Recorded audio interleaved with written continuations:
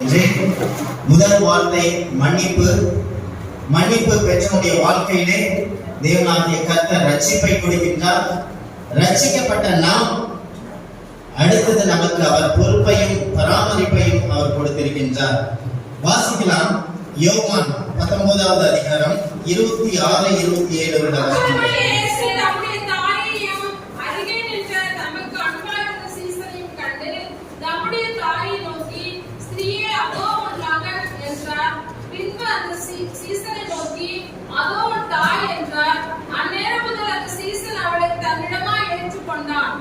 அநேக சமயத்திலே நம்முடைய பொறுப்பை விட்டு நம்முடைய கடமையை விட்டு தவறுகின்ற நேரத்தை நாம் பார்க்கும் பொழுது சொல்லுகின்ற காரணம் என்னவென்று சொன்னால், சூழ்நிலைகளை நாம் காரணமாக சொல்லுகின்றோம். அல்லது இந்த கொரோனா சமயத்திலே என்ன தவறு எது நம்ம செய்யலனாலும் கடைசியா என்ன சொல்லிடுறோம், கொரோனா காரணம் என்று சொல்லுகின்றோம். ஆனால் இந்த இடத்திலே ஏறக்குறைய இயேசு கிறிஸ்து 20 மணி நேரங்கள் துன்புறுத்தப்பட்டார். 19 மணி நேரங்கள் அவர் எந்த விதமான நீரையும் எடுக்காமல் அவருக்கு என்னது நீர் சத்தை இழந்த ஒரு தவிக்கின்ற நிலையிலும் கூட ஈட்டியால் அடிபட்டு 1:39 அடிகள் சாட்டையினால் அடிப்பட்ட இந்த சமயத்திலே பிதாவுடைய திட்டத்தை மாத்திரமல்ல, எனக்கு நியமிக்கப்பட்ட இந்த மரியாதையுடைய பொறுப்பையும் நான் செய்து முடிப்பேன் என்று சொல்லி அந்த சூழ்நிலைகளை அவர் காரணம் சொல்லாமல் அவளுக்கு செய்கின்ற காரியத்தை இயேசு கிறிஸ்து செய்து முடித்தார். அது மாத்திரமல்ல, மரியாள் தன்னுடைய கணவனாரை இழந்து தவிக்கின்ற ஒரு விதவையாய் இருக்கின்றார். இந்நாள் வரைக்கும் இயேசு கிறிஸ்து மரியாளோடு இருந்தார், வளர்ந்தார், எல்லாவற்றையும் அவர் பார்த்து கொண்டார். ஆனால் இப்பொழுது சிலுவையிலே தன்னுடைய குடும்பத்தையும் விட்டு பிரிகின்ற சூழ்நிலையிலே மரியாள் தனித்து விடப்பட்டவளாக அங்கே காணப்படுகின்றார். யூதர்களுடைய முறைமையின்படி ஆண்கள் பெண்களை தாழ்வாக எண்ணுவார்கள். ஆண்களுடைய இடத்திற்கு பெண்கள் வர முடியாது. ஆனாலும் இந்த தாயுடைய அன்பை குறித்து நாம் பார்க்கும் பொழுது நம்ம ஆரம்ப காலத்துல இவர் சொல்லும் பொழுது, தேவதூதன் சொல்லும் பொழுது அவற்றை உடனடியாக ஏற்றுக்கொண்டார். எல்லாவற்றையும் அவமானங்களையும் கஷ்டங்களையும் சகித்து இந்த கிறிஸ்துவை பெற்றெடுத்தார் பரிசுத்த ஆவியின் உதவியை கொண்டு. இந்த மரியாளுக்கு தெரியும் இயேசு எப்படிப்பட்டவர் என்று சொல்லி. ஏன் என்று சொன்னால், முழுவதுமாக பரிசுத்த ஆவியினாலே கற்பந்தரிக்கப்பட்டார். பாவம் அறியாதவர். அவர் 30 வருட காலங்களும் அவர் செய்கின்ற ஒவ்வொரு செயல்பாட்டையும் மரியாள் நன்கு அறிந்திருந்தார். குற்றமற்ற ஒரு மனிதர் என்பதை நன்கு அறிந்து இவர் எருசலேமுக்கு போகின்றார்கள். வழக்கமாக வருடந்தோறும் மரியாளும் என்ன பண்ணுவாங்க, அவருடைய கணவனாரும் யோசேப்பும் இந்த பஸ்கா பண்டிகைக்கு எருசலேமுக்கு வருவது வழக்கமாக இருந்தது. இதை நம்ம லூக்கா 2ஆம் அதிகாரம் 41 பார்க்கும்போது அவருடைய தாய் தகப்பன் வருஷந்தோறும் பஸ்கா பண்டிகையில எருசலேமுக்கு போவது வழக்கமாக இருந்தது. இப்பொழுது கூட அவர் அந்த இடத்திலே எருசலேமிலே வரும் பொழுது ஏதோ ஒரு வகையில கேள்விப்பட்டு தன்னுடைய குமாரன், தன்னுடைய மகன் ரோமர்களால கைது செய்யப்பட்டதை அறிந்து இந்த நிற்கக்கூடாத இடத்திற்கு, செல்லக்கூடாத இடத்திற்கு, தாமாக மதிக்கப்படுகின்ற இந்த இடத்திற்கு என்ன நடக்கும் என்பதை அவர் யோசிக்காமல் ஓடோடி இயேசுவினிடத்திலே அவர் ஓடி வருகின்றதை பார்க்கின்றோம். அப்போ அன்பு சகல பயத்தையும் புறம்பே தள்ளும். அங்க யார் நிற்கிறது? தன்னுடைய தாய் மட்டுமே ஓடி வந்து அங்க நிற்கின்றதை பார்க்கின்றோம். அது மாத்திரமல்ல, தன்னுடைய சகோதரன் யோவானும் அங்க என்ன பண்றாரு, ஓடி வந்து நிற்கின்ற பாக்கியத்தை பெற்றுக் கொண்டார். அநேக சீஷர்கள் எல்லாவற்றையும் அறிந்து பயத்தின் நிமித்தமாக ஓடிவிட்டார்கள். யோவான் அன்பின் சீசனாக இருந்தால் அந்த அன்பானது பயத்தை புறம்பே தள்ளி இந்த இடத்திற்கு அவனை அழைத்து சென்றது. இப்ப இயேசு கிறிஸ்து ஒரு பக்கம், தன்னுடைய சகோதரர் ஒரு பக்கம், தன்னுடைய தாய் ஒரு பக்கமாக அங்கே நின்று கொண்டிருக்கின்றார்கள். இந்த சமயத்திலே இயேசு கிறிஸ்து சீரனாக அன்பின் சீஷனையும் நான் பார்க்க வேண்டியது மிகவும் அவசியம். அதே சமயத்தில் என்னுடைய தாயாரை பராமரிப்பது மிகவும் முக்கியமான காரியம் என்று சொல்லி அந்த இடத்திலே மிகவும் ஞானமாக இயேசு கிறிஸ்து இந்த வார்த்தையை சொல்லுகின்றார். அதோ உன் ஸ்திரீயை நோக்கி அதோ உன் மகன் என்றார். பின்பு அந்த சீஷனை நோக்கி அதோ உன் தாய் என்று மூன்றாவது வார்த்தையாக அந்த இடத்திலே தன்னுடைய குடும்பத்தின் பொறுப்பை நிறைவேற்றுகின்றவராக காணப்படுகின்றார். அப்போ இயேசு கிறிஸ்துவுக்கும் மரியாளுக்கும் உள்ள உறவை குறித்து வேதாகமத்திலே பார்க்கும் பொழுது அநேக காரியங்கள் சொல்லப்படவில்லை. 3 இடத்துல மட்டும்தான் சொல்லி இருக்குது. லூக்கா 2:49 வாசிக்கும் பொழுது அங்க போகும்போது இயேசு கிறிஸ்துவ என்ன பண்றாங்க, 12 வயதுல தொலைந்து போய்விட்டார். அவர்கள் மறுபடியும் திரும்பி வரும் பொழுதுதான் அங்க பேசுறாங்க. அதுக்கு இயேசு கிறிஸ்து என்ன சொல்றாரு, நீங்கள் ஏன் என்னை தேடினீர்கள்? என் பிதாவுக்கு அடுத்தவைகளில் நான் இருக்க வேண்டியது என்று நீங்கள் அறியீர்களா? ஏன்னா உங்களுக்கு தெரியும் நான் எப்படி பிறக்கப்பட்டேன் என்பதை நீங்கள் அறிவீர்கள். நான் தேவனுடைய பிதாவுடைய திட்டத்தை நிறைவேற்றுவதற்காக பரிசுத்த ஆவியினாலே நிரப்பப்பட்டவனாய் நான் பிறந்தேன். அப்போ நான் செய்ய வேண்டிய காரியங்களை நீங்க அறியலையா? என்ன ஏன் தேடிட்டு இருக்கீங்கன்னு சொல்லி அந்த இடத்துல சொல்றாரு.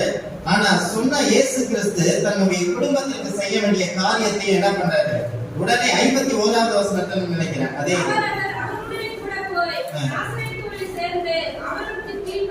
பாத்தீங்களா, இதுவும் பிதாவுடைய திட்டம் ஒரு பக்கம் இருந்தாலும் பின்பாக அவர் என்ன பண்றாரு, அவளோட போய் நாசரேத்துல இருந்து தன்னுடைய தகப்பன்மாருக்கு தன்னுடைய தாயாருக்கு கீழ்ப்படிந்தவராய் இருக்கின்றார்.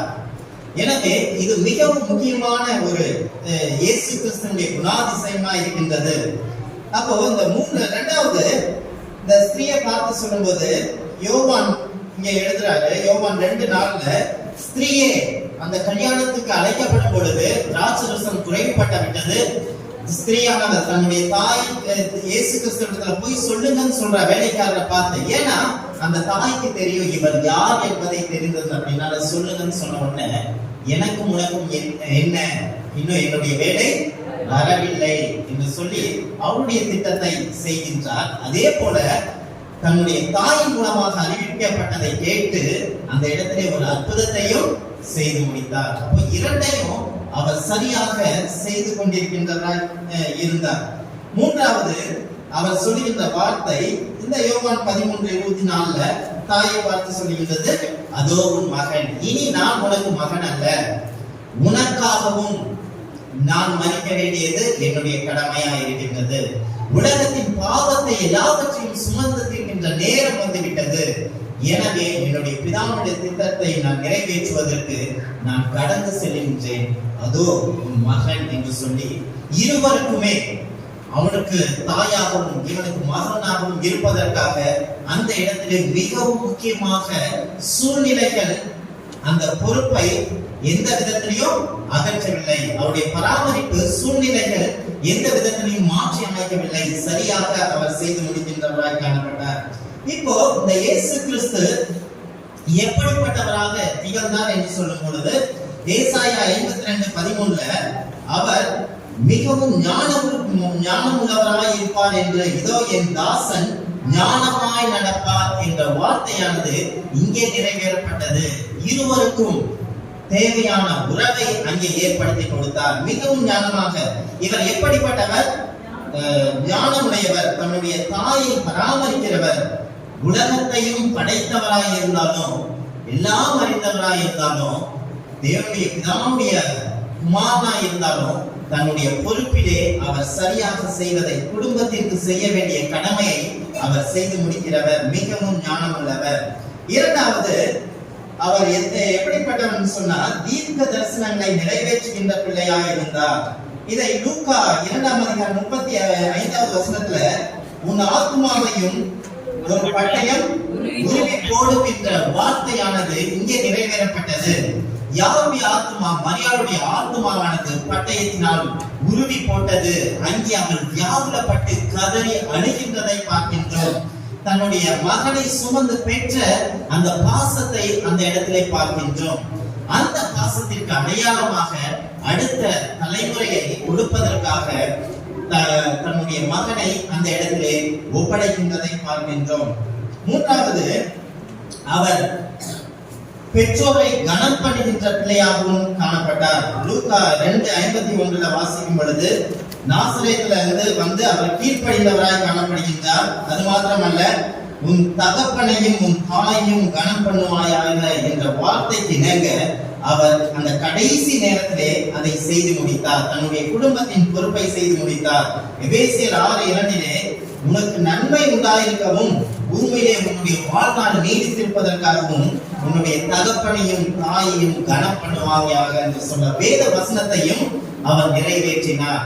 அப்போ நம்முடைய சூழ்நிலைகள் எக்காரணத்து கொண்டும் நம்முடைய குடும்பத்தின் பொறுப்பை நிறைவேற்றுவதற்கு காரணமா இருக்கக்கூடாது, நிறைவேற்ற முடியாமல் இருப்பதற்கு காரணமா இருக்கக்கூடாது. ஏன் என்று சொன்னால், இந்த சூழ்நிலை மிகவும் கடினமான சூழ்நிலை, கடைசி சூழ்நிலை. இந்த சூழ்நிலை காட்டிலும் வேறே பெரிய சூழ்நிலை எதுவுமே கிடையாது. செய்கின்ற கடமையை அவர் செய்து முடித்தார். இதுதான் அவர் யோவானுக்கும் செய்து முடித்தார், தன்னுடைய தாயாகிய மரியாளுக்கும் செய்து முடித்தார். யோவான் இதை குறித்து எழுதும் பொழுது, யோவானுடைய சுவிசேஷ புஸ்தகமானது இது ஒரு தனித்துவம் உள்ள புத்தகமாய் இருக்கின்றது, சுவிசேஷமாய் இருக்கின்றது. மத்தேயு, மார்க், லூக்கா இந்த 3 சுவிசேஷ புத்தகங்களும் சினாப்டிக் காஸ்பல் சொல்லுவாங்க, சீயிங் டுகெதர். மூவரும் பார்த்த காரியத்தை எழுதுகின்றார்கள். ஆனால் சில காரியங்கள் அவர்கள் பார்க்க முடியவில்லை. ஏன் என்று சொன்னால், அவர்கள் அந்த இடத்திலே இல்லை. இப்பொழுது யோவான் மாத்திரமே கடைசியாக நிகழ்ந்த நிகழ்ச்சியை அவர் சரியாக எழுதுகின்றதை பார்க்கின்றோம். அது மாத்திரமல்ல, முதலாக நடந்த அந்த கானாவூர் கல்யாணத்தை பற்றியும் மற்ற புத்தகங்கள் எழுதப்படவில்லை, மற்ற சுவிசேஷ புத்தகத்தில் சொல்லப்படவில்லை. ஆனால் இந்த இடத்திலே அவர் சொல்லியிருக்கின்றார். இது நமக்கு எதை வெளிப்படுத்துகின்றது என்று சொன்னால், யோவான் ஆரம்பம் முதல் கடைசி வரை கிறிஸ்துவின் இடத்திலே கூடவே இருந்த ஒரு சீஷனாய் இருந்தார். அதுவும் வரப்போகின்ற பாடங்களை குறித்து சீஷரிடத்திலே அந்த ராத்திரி பேசிட்டு இருக்கும் பொழுது அவரெல்லாம் தூங்கிட்டார். ஆனா இவர் என்ன பண்றாரு, நடக்கின்ற காரியத்தை பார்த்து அவர் மார்பிலே சாய்ந்து கொண்டவராய் அங்கே இருந்தார். எனவே யோவானுக்கு செய்ய வேண்டியதையும் செய்தார், தன்னுடைய தாய்க்கு நிறைவேற்றுகின்ற பொறுப்பையும் அவர் செய்து முடித்தார். கிறிஸ்துவுக்குள் பிரியமானவர்களே, இன்றைக்கு ஆவிக்குரிய குடும்பத்திலே இருக்கின்ற நாம் கிறிஸ்துவின் ரத்தத்தினாலே மீட்கப்பட்டு அவருடைய சபையிலே அவர் வினைக்கிரயமாக கொல்லப்பட்ட சகோதர சகோதரிகளாகிய இந்த குடும்பத்திலே அநேக பொறுப்புகளை தேவன் நமக்கு கொடுத்திருக்கின்றார். கிறிஸ்து நமக்கு கொடுத்த பொறுப்புகளை, நம்முடைய தாளந்துகளை அறிந்து அதை நாம் கிறிஸ்துவுக்கு சரியான நேரத்திலே சரியாக நாம் பயன்படுத்த தேவன் தாமே இந்த வார்த்தைகளை ஆசீர்வதிப்பாராக. ஆமென். இயேசு கிறிஸ்து நாமத்தினாலே நேற்றமும் இந்த மாதத்திற்கு அவர் அன்பின் பசங்களை நாம் சொல்லிட்டோம். அந்த காலங்களிலும் உங்கள் அனைவருக்கும் விவாதம் கருத்து தெரிவித்துக் கொள்கிறேன்.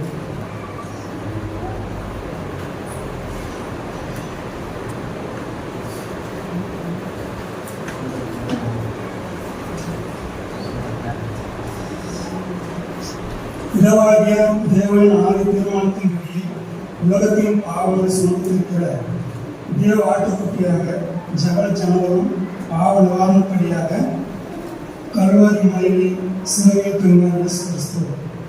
அக்கிரமக்காரர்களாக எண்ணப்பட்டார் என்ற தீர்க்கதரிசனத்தின் வசனத்தின்படி இரு கடல்கள் மத்தியிலே சிரசில் முன்னுடைய சூட்டப்பட்டவராய் செயல்களெல்லாம் வாயிலாக அடிக்கப்பட்டவராய் சரீரத்திலிருந்து ரத்தம் சிந்தப்பட்டவராக பக்கத்திலும் கீழே நிற்கிறவர்களும் சிலுவையில் கடைசியாக பேசின 7 வார்த்தைகளை ஆவலோடு கேட்பதற்காக அந்த கேள்வி இருந்தவராக காணப்பட்டார்.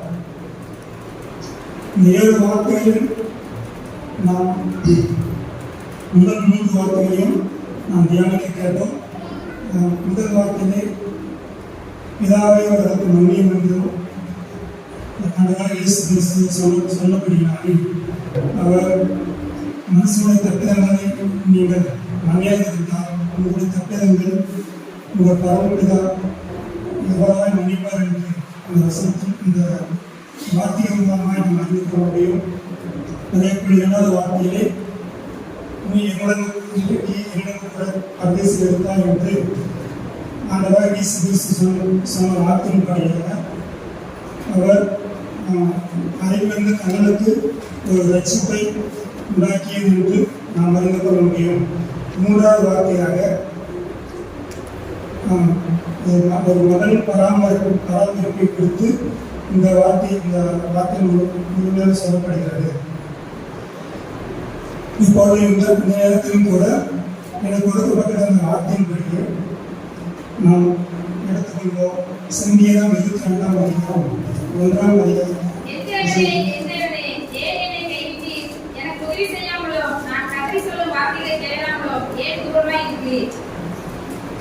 இந்த வார்த்தை இந்த 4ஆம் வார்த்தை நிறைவேறுகிறது என்று விதமான சந்தேகம் என்று நாம் அறிந்து கொள்ள முடியும்.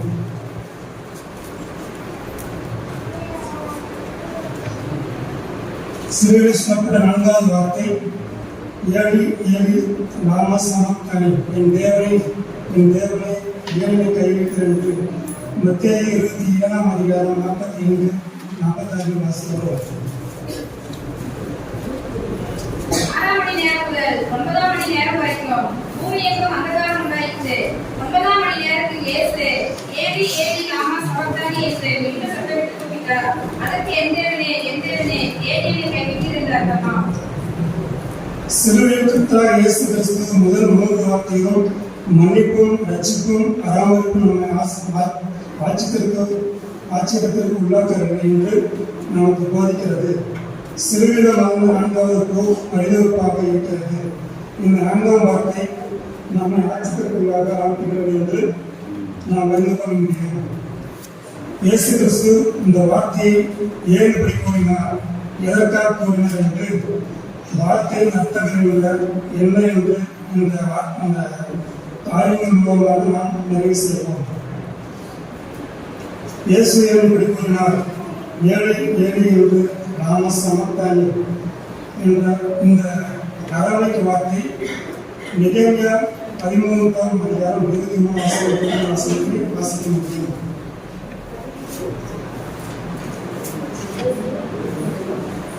பாபிலோனிய சிறையிருப்பிலிருந்து வந்த பலரும் பல்வேறு மொழிகளில் பேசக்கூடியதை நாம் வசனத்தின் மூலம் அறிய முடியும். எதிரே வார்த்தை ஒரு பேசப்பட்டாலும் மற்றொரு பக்கம் அராமிக், கிரேக், லத்தீன் மொழியும் இயேசு வாழ்ந்த காலத்திலும் இஸ்ரேல் தேசத்தில் பேசப்பட்டது. குறிப்பாக இயேசு கிறிஸ்து காலத்தில் அராமிக் மொழி பங்களிப்பு அதிகமாக காணப்பட்டது. இயேசு கிறிஸ்து பேசிய மற்ற 6 வார்த்தைகளும் கிரேக்க மொழிபெயர்க்கப்பட்ட நிலையில் இயேசு பேசிய 4ஆம் வார்த்தை 4ஆம் வார்த்தை இயேசுவின் அராமிக் மொழிகளில் பதிவு செய்யப்பட்டது. அடுத்ததாக அந்தகாரம் உண்டானதிலிருந்து நாம் பார்ப்போம். ஆண்டவர் இயேசு கிறிஸ்து இந்த வார்த்தை சொல்கிறது, அந்தகாரம் உண்டானது இது இயற்கைக்கு அப்பாற்பட்டதாகும். மதியம் 12 மணியிலிருந்து மதியம் 3 மணி வரை அந்தகாரம் சூழ்ந்தது. இது மன சூறாவளி அல்ல, இது ஒரு சூரிய கிரகணமும் அல்ல. ஏனென்றால் பஸ்கா காலத்தில் சூரிய கிரகணம் ஏற்படுவதற்கு சாத்தியக்கூறுகள் இல்லை.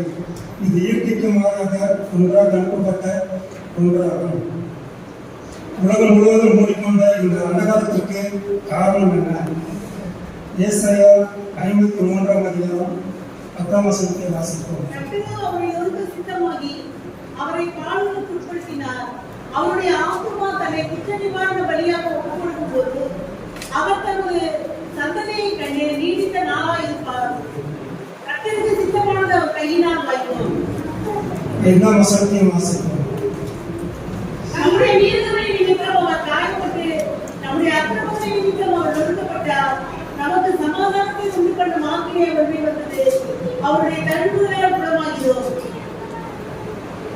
உலக பூமியில் இருக்க இயேசு உலக மக்களின் அனைவரின் சகல பாவங்களையும் தண்டனைகளையும் நோய்களையும் கல்வாரி சிலைகளில் சுமந்திருக்கின்ற பிதாவாகிய தேவன் அனுமதித்தார்.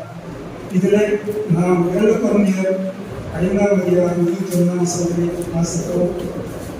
நாம் கிறிஸ்துவுக்குள் தேவனுடையானபடிக்கு பாவம் அறியாத கிறிஸ்துவை பாவமாக்கினார். உலக தோற்றம் முதல் உலக முடிவு வரை உள்ள அனைத்து மக்களின் சகல பாவங்களும் உலகத்தின் வழியாகவும் வெளிச்சமாகவும் வந்த இயேசு கிறிஸ்துவின் சுமத்தப்பட்ட வேளையில் பாவ இருள் அவரை மூடிக்கொண்டது. உலகத்தின் வழியாக இருள் மூடியதால் உலகமே இருள் சூழ்ந்து காணப்பட்டது. அதன் பிறகு ஏழி ஏழி நாம சமத்தானி என்று சத்தமாக கதறினார். இந்த வார்த்தை சொல்லும்போது நமது நேரத்தின்படி மதியம் 3 மணி ஆகும். இந்த நேரம் சாயங்கால நேரப்படி, அதாவது அன்பிப்பலி கொடுப்பது ஒரு வழக்கம் என்பது குறிப்பிடத்தக்கது. முதலாவது இயேசு ஏன் இந்த வார்த்தையை கூறினார் என்று பார்த்தோம். இரண்டாவது காரணமாக எதற்காக கூறினார் என்று நாம் பார்ப்போம். பிதாவும் இயேசுவும் ஒரே ஐக்கியத்தில் இருக்கிறார்கள். நாம் யோவான் 8ஆம் அதிகாரம் 16ஆம் வசனத்திலே வாசிக்க கேட்போம். என்னை குறித்து நானே சாட்சி கொடுத்தாலும் என் சாட்சி உண்மையாக இருக்கிறது. ஏனெனில் நான் எங்கே வந்தேன் என்றும் எங்கே போகிறேன் என்றும் அறிகிறேன். நீங்களோ நான் எங்கே வருகிறேன் என்று எங்கே போகிறேன் என்றும் அறிகிறேன். இயேசுவின் உலகத்தில் ஜீவித்த காலத்தில் அவர் தமது பிதாவுடன் இடைவிடாத தொடர்பும் ஐக்கியமும் கொண்டு வாழ்ந்தார். பிதாவாகிய தேவன் இயேசுவின் மீது மிகவும் அன்பாயிருந்தார். இயேசுவின் பிதாவிற்கு அன்பு கூர்ந்து பிதாவுக்கு பிரியமானவர்களை செய்தார். பிதாவின் சித்தத்தை தினந்தோறும் நிறைவேற்றி வந்தார். இருவரிடமும் இருந்த இந்த அன்பின் இணைப்பு இடைவிடாமல் தொடர்புடையதாக இருந்தது. பிதாவின் வசனத்தில் இயேசு எப்போதும் நிறைந்திருந்தார். அடுத்ததாக நமது பாவங்கள் அவர்கள் ஐக்கியத்திற்கான துணிக்கப்படுவது என்று ஏசாயா 59ஆம் அதிகாரம் 2ஆம் வசனத்தை வாசிப்போம்.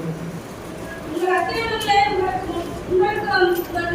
தேவனுக்கு நடுவாக பிரிவினை உண்டாக்குகிறது. உங்கள் பாவங்களை அவர் உங்களுக்கு செறிவிடாதபடி அவருடைய முகத்தை உங்களுக்கு மறைக்கிறது. உலகத்தின் பாவங்கள் அத்தனையும் இயேசு கிறிஸ்துவின் மீது சுமத்தப்பட்ட போது தேவ பிரசன்னம் அவரை விட்டு மாறினது. பாவத்தின் சுகமாக பரிதாபமாக வருடம் முதல்வராக பிதாவின் பிரசனத்தை இழந்து தனிமையில் இயேசு சிலுவையில் தந்திருந்தார். திடீரென்று இருவருக்கும் இருந்த அன்பின் இணைப்பு துண்டிக்கப்பட்டது. இதிலே நாம் 2 Corinthians 5ஆம் அதிகாரம் 21 படி இயேசு பாவத்தினால் உணரப்பட்டு பாவமாகவே காட்சியளித்தார். இந்த பாவம் பிதாவின் முகத்தை மறைத்தது. தேவனின் பிரசனத்தை இயேசுவுக்கு ஒரேவிடாமல் தடுத்தது. பிதா தனது அன்பினை இணைப்பை இயேசுவுடன் துணிக்கிறார். ரோமர்களிலும் யூதர்களிலும் மற்ற மக்களிலும் அடிக்கப்பட்டு துன்பப்பட்டு நகைக்கப்பட்டு துணில் செய்யப்பட்டு மிகுந்த வேதனைகளை இயேசு அவற்றை உரிமையாக பொறுத்துக் கொண்டார். 6 மணி நேரம் முதல் 9 மணி நேரம் வரை அந்தகாரம் உலகிற்குள்ள நேரத்தில் இயேசு பிதாவை நோக்கி போது இவர் இயேசுகுமாரன் உடலில் பிரியமாக இருக்கிறேன் என்ற வார்த்தைகள் அல்ல, மரத்தில் தூக்கப்பட்ட எவனும் சபிக்கப்படும் என்று எழுதும்படி கிறிஸ்து நமக்காக சாபமாகி நமது பாவங்களை அவர் ஏற்றுக்கொண்டு சுமந்தபடியினால் பாவத்தை பார்க்கமாக சுத்த கண்ணாகி பிதா தமது முகத்தை இயேசுவிடம் இருந்து மறைக்கிறார். பிதா தன் பிரசனத்தை 1 நிமிடம் அல்ல, 1 மணி நேரம் அல்ல, 3 மணி நேரம் மறைத்துக் கொண்டார். தன்னை மெய்ப்பெற்றிருப்பதற்கு முன்பாக வாய் திறவாதிருக்கிற ஆட்டை போல் அமைதியாக பொறுத்துக் கொண்ட இயேசு பிதாவின் பிரசன்னம் மறைந்த போது அவரால் அதை தாங்கிக் கொள்ள முடியவில்லை. இந்த பாவ அகோரத்தினால் பிதா தனக்கு இருந்த ஐக்கியம் துண்டிக்கப்பட்டதன் விளைவாக அந்த பிரிவை தாங்க முடியாமல் மாத்திரமே இயேசு என் தேவனை ஏனை கைவிட்டேன் என்று சத்தமாக கருதப்பட்டார். இயேசு வேதனையின் வழியினால் இதை சொல்லவில்லை. மூன்றாவதாக இந்த வார்த்தையின் அர்த்தங்கள் என்று நாம் பார்ப்போம். இயேசு வேதனையின் வழியாக இதை சொல்லவில்லை. சீசர்கள் கைவிட்டு சென்ற போதும் இயேசு கவலைப்படவில்லை. தோட்டத்தின் கைது செய்த போது அவருக்கு உதவி செய்ய யாரும் இல்லை, பயப்படவும் இல்லை, கவனமும் இல்லை. பிலாத்துவின் அரண்மனையிலே தன் உடலை ரத்தம் சென்று அடித்தும் கூட தன் வழிகளின் வேதனையும் தாங்கிக் கொண்டார். பிதாவின் முகம் மறைக்கப்பட்டு அவர்களது ஐக்கியம் இல்லாத போனபோது இயேசு தனிமையில் அனுபவித்த வேதனைகள் அவரது பாடுகளின் வேதனையை விட மிக கொடிய வேதனை இயேசுவுக்கு இருந்தது. இந்த வார்த்தையின் அர்த்தங்கள்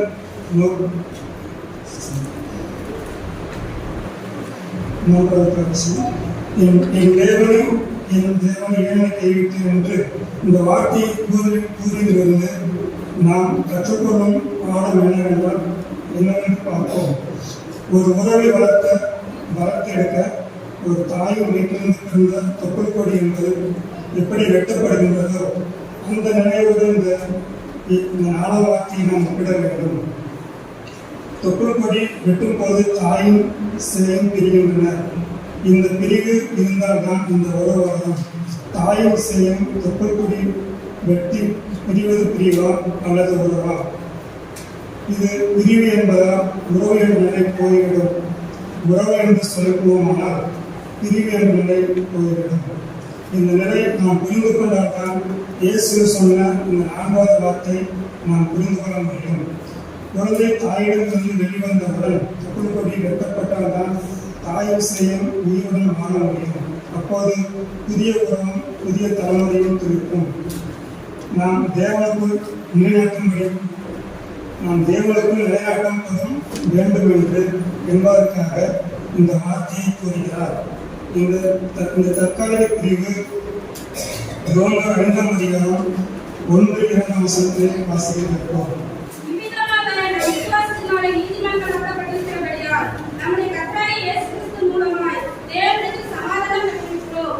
அவர் மூலமாய் நாம் இந்த கிருபையின் பிரவேசிக்கும் சாக்கியத்தை விசுவாசத்தினால் பெற்று நிலைப்பட்டிருந்து தேவ மகிமையை அடைவோம் என்கிற நம்பிக்கையினாலே வேண்டும் பாராட்டுகிறோம். அதேபோல் கலாத்தியர் 4ஆம் அதிகாரம் 1ஆம் வசனம் 7 வாசிப்போம். இன்னும் நான் சொல்கிறது என்னவெனில்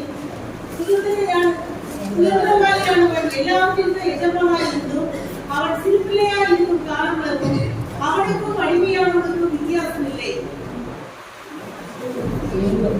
தகப்பன் குறித்த காலம் வரைக்கும் அவன் காரியக்காரனுக்கும் வீட்டு விசாரணைக்காரனுக்கும் கீழ்பட்டிருக்கிறான். அப்படியே நாமும் சிறுபிள்ளைகளாய் இருந்த காலத்தில் இவ்வுலகத்தின் வழிபாடுகளுக்கு அடிமைப்பட்டவர்களாய் இருந்தோம். நாம் புத்திர சுவீகாரத்தை அடையும்படி நியாயப்பிரமாணத்திற்கு கீழ்ப்பட்டவர்களை மீட்டுக் கொள்ளத்தக்கதாக காலம் நிறைவேறின போது ஸ்ரீயிடத்தில் பிறந்தவரும் நியாயப்பிரமாணத்திற்கு கீழானவும் ஆகிய தமது குமாரனை தேவன் அனுப்பினார். மேலும் நீங்கள் புத்திரராய் இருக்கிறபடியால் அப்பா பிதாவே என்று குறிப்பிடத்தக்கதாக தேவன் தமது குமாரனுடைய ஆவியை இருதயங்களில் அனுப்பினார். ஆகையால் இனி நீ அடிமையாய் இராமல் புத்திரனாய் இருக்கிறாய். நீ புத்திரனே ஆனால் கிறிஸ்து மூலமாய் தேவனுடைய சுதந்திரமாய் இருக்கிறார். எபேசியர் 1ஆம் அதிகாரம் 6-7 வசனம் வாசிப்போம். நம்முடைய தயவுள்ள சித்தத்தின்படியே நம்மை இயேசு கிறிஸ்து மூலமாய் தமக்கு சுவிகாரராகும்படி நம்மை முன்குறித்திருக்கிறார். அவருடைய கிருபையின் அதிசயத்தின்படியே இவருடைய இரத்தத்தினாலே பாவ மன்னிப்பு ஆகிய மீட்பு இவருக்கு நமக்கு உண்டாயிருக்கிறது.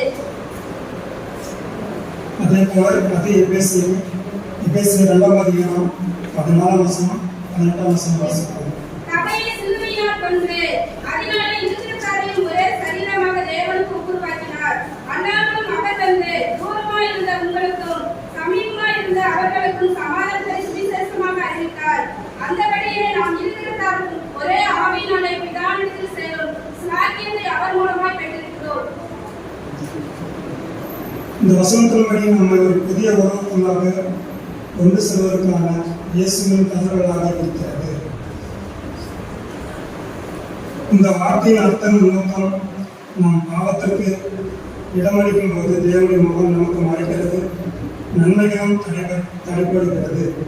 நமக்கும் தேவனுக்கும் இருக்கும் இணைப்பு துண்டிக்கப்படுகிறது. நாம் பாவம் செய்யும்போது தேவன் உடனே தண்டிப்பதில்லை, ஆனால் அவர் முகத்தை மறைத்துக் கொள்கிறார். நாம் மனம் திரும்பும் போது அதை மனத்தை ஏற்றுக்கொள்கிறார் என்று எரேமியா 2ஆம் அதிகாரம் 19ஆம் வசனத்தை வாசிப்போம். தீமை தண்டிக்கும் உன் மாறுபாடுகள் உன்னை கண்டிக்கும். நீ உன் தேவனாய கர்த்தரை விடுகிறதும் என்னை பற்றி பயம் உள்ளுக்கு இல்லாமல் இருக்கிறதும் எத்தனை பொல்லாப்பும் கஷ்டமான காரியம் என்று உணர்ந்து கொள் என்று சேனைகளின் கர்த்தராகிய ஆண்டவர் சொல்கிறார்.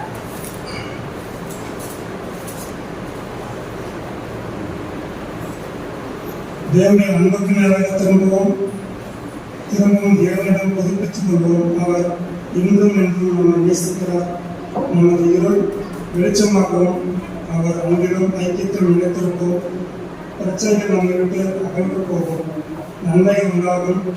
சிக்கல்களிலிருந்து விடுதலை கிடைக்கும். வேதனை நீங்கி சுகம் உண்டாகும். நன்மைகள் உண்டாகும் என்று இந்த வார்த்தைகள் மூலமாக நாம் தெரிந்து கொள்ள முடியும். தேவன் தாமே இந்த வார்த்தையை ஆசீர்வதிப்பார். இந்த கிறிஸ்துவும் பிதாவும் தம்முடைய சாயலிலே மனுஷனை சிருஷ்டித்தார் என்று சொன்னால் ஆதி காலம் முதல் இந்நாள் வரைக்கும் ஒன்றாகவே இருந்தார்கள். அதே போல நானும் பிதாவும் ஒன்றாய் இருக்கிறது போல நீங்களும் ஒருவருக்கொருவர் ஒன்றாய் இருங்கள் என்று சொன்னார். அப்போ அந்த அளவுக்கு பிரிவினையே ஏற்படாத அந்த கிறிஸ்துவினிடத்துல தனக்கு நியமிக்கப்பட்ட அந்த பொறுப்பை நிறைவேற்றுவதற்காக அது தொப்புள் கொடி எவ்வளமாக தாயும் சேயும் பிரிக்கின்றதோ அவ்வளமாக பிரித்து ஒரு தலைமுறையை உருவாக்கினது என்று சொல்லி மிக தெளிவாக அவர் சொன்னார். அந்த காரினுள் அந்த பிரிவானது உலக இயற்கைகளும் தாங்க முடியாமல் வெளிப்படுத்தினது என்பதை அவர் சொன்னார். இன்றைய நாளிலும் கூட இந்த சிலுவையானது உலகத்தின் பாவத்தை எடுத்துக்கொண்டு கிறிஸ்துவின் நீதி பரிமாற்றப்படுகின்ற ஒரு இடமாக இருந்தது.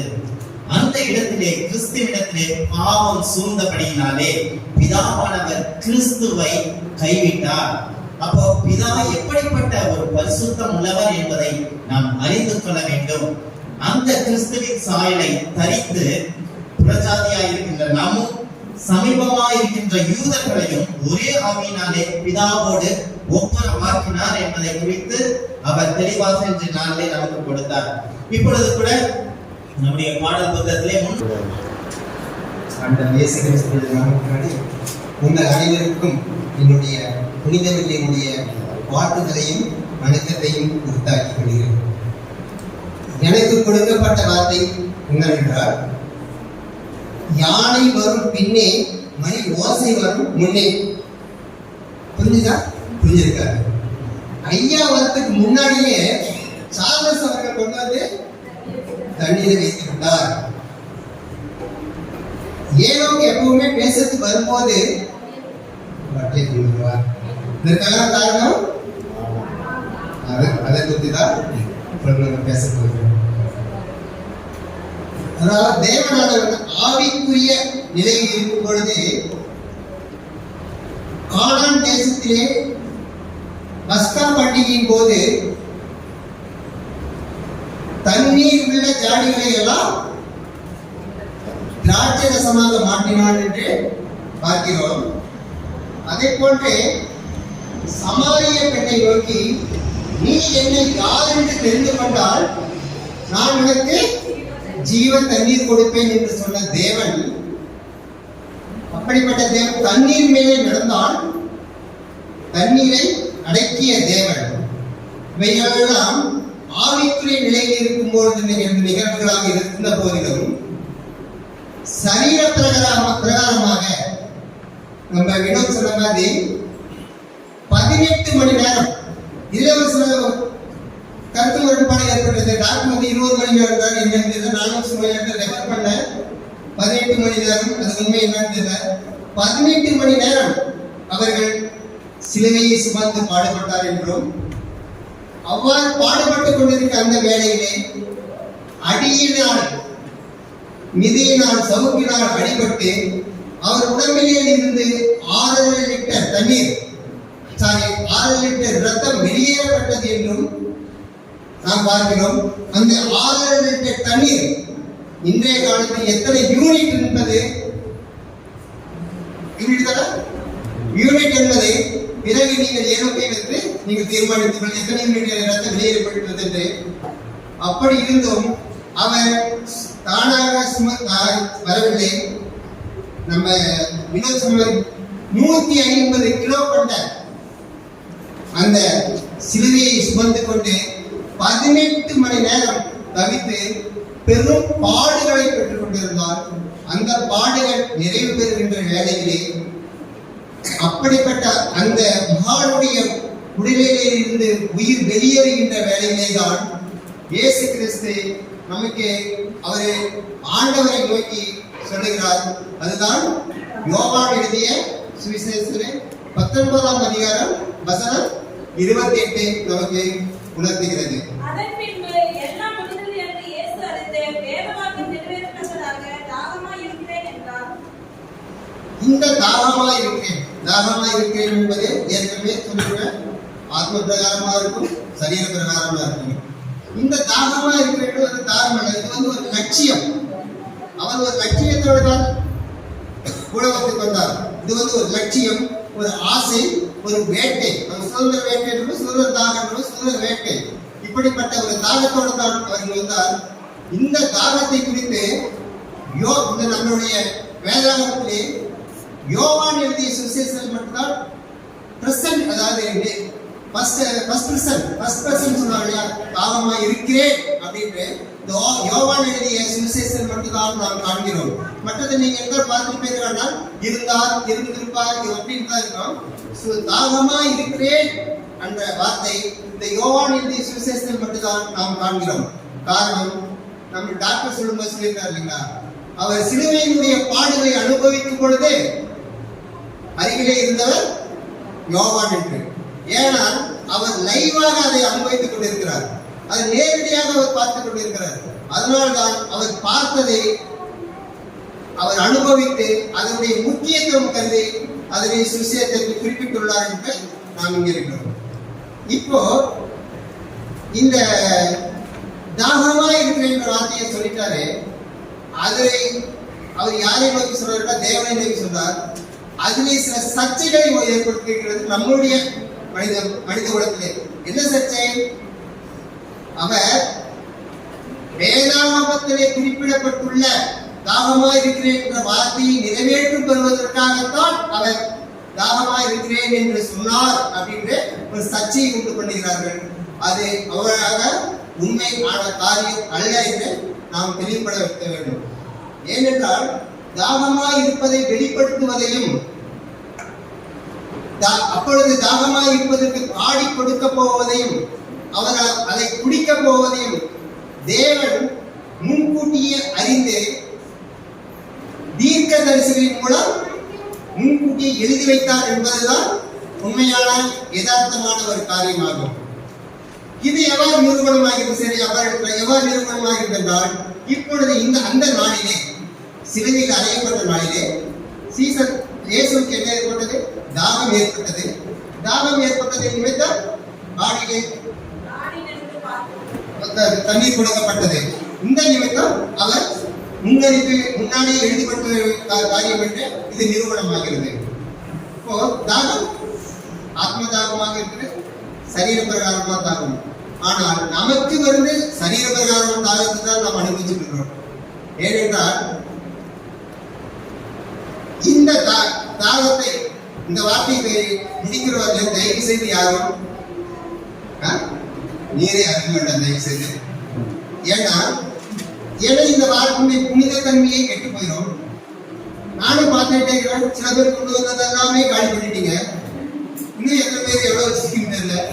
அதோட 18 மணி நேரம் இது சார் சொன்ன மாதிரி 20 மணி நேரம் எவ்வித உணவும் எவ்வித தண்ணீரும் தவித்துக் கொண்டிருந்தால் அந்த வார்த்தையை நாம் வெட்டி கொடுக்கும்போது தயவு செய்து எல்லாம் தாகம் தண்ணீர் அருந்த வேண்டாம்.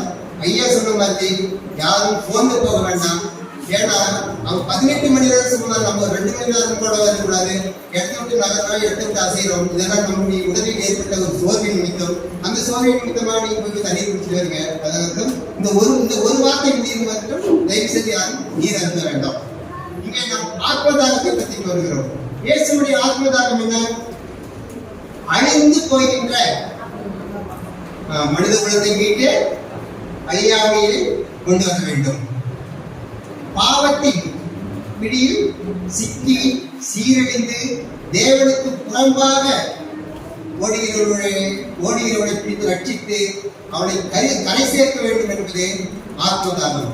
இந்த ஆத்ம தாகத்தின் நிமித்தமாகத்தான் சரீர தாகம் ஏற்பட்டது. இப்ப இயேசு கிறிஸ்துவுக்கு இந்த ஆத்ம தாகமான நிறைவேற்ற பிறகு தற்பொழுது அவர் அனுபவித்துக் கொண்டிருப்பது சரீர பிரகாரமான தாகமாகும். அந்த தாகத்தை குறித்து விளைவாகத்தான் அவர் சிலுவையிலே தேவனை நோக்கி நான் தாகமாயிருக்கிறேன் என்று கூறுகிறார். அந்த எந்த நிலையில் என்றால் அவர் சாதாரண ஒரு மனித நிலையில் இருந்து சொல்லுகிறார். இப்பொழுதே நாம் வேதாகமத்திலே ஒரு 3 பலசாலிகளை, ஒரு பராக்கிரமசாலிகளை எவ்வாறு அவர்களுக்கு சரீர பிரகாரமான தாகம் ஏற்பட்டது, அந்த சரீர பிரகார தாகத்தின் நிமித்தம் அவர் எவ்வாறு சீரழிந்தார்கள், அவர் அதை விட்டு எவ்வாறு கடந்தார்கள் என்று நாம் இந்த வார்த்தையிலிருந்து கடந்து போவோம். வாசிப்போம். நியாயாதிபதிகள் 4:18-19. போய் உள்ளே வாரும், என் ஆண்டுக்கு என் அண்டை உள்ளே வாரும், பயப்படாதீர்கள் என்று அவனோடே சொன்னார். அப்படியே அவன் கூடாரத்தில் உள்ளே வந்தபோது அவனை ஒரு சமுதாயத்தினால் மூடினார். அவன் அவனை பார்த்து, குடிக்க எனக்கு கொஞ்சம் தண்ணீர் தாகமா இருக்கிறேன் என்றான். அவன் பால் குடிசையை திறந்து அவனுக்கு குடிக்க கொடுத்து திரும்பவும் அவனை மூடினார். இங்கே கானான் தேசத்தானாகிய சிசேரா 900 இரும்பு ரதங்களை கொண்டு எதிரிகளை தாக்கினான் என்று, எதிரிகளை நடுங்க வைத்தான் என்று நாம் பார்க்கிறோம்.